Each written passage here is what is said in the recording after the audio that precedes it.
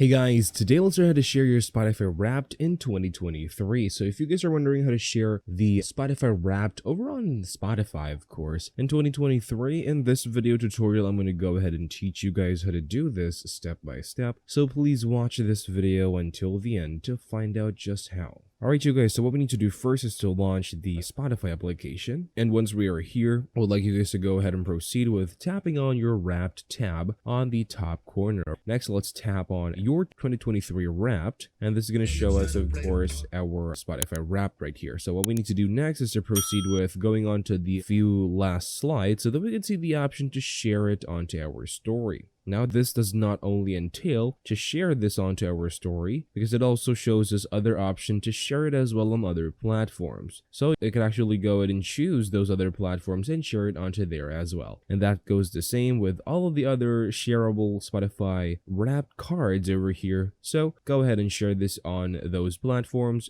Thank you guys for watching. Please like this video and subscribe as well if you guys learned something, and I'll see you guys on the next video.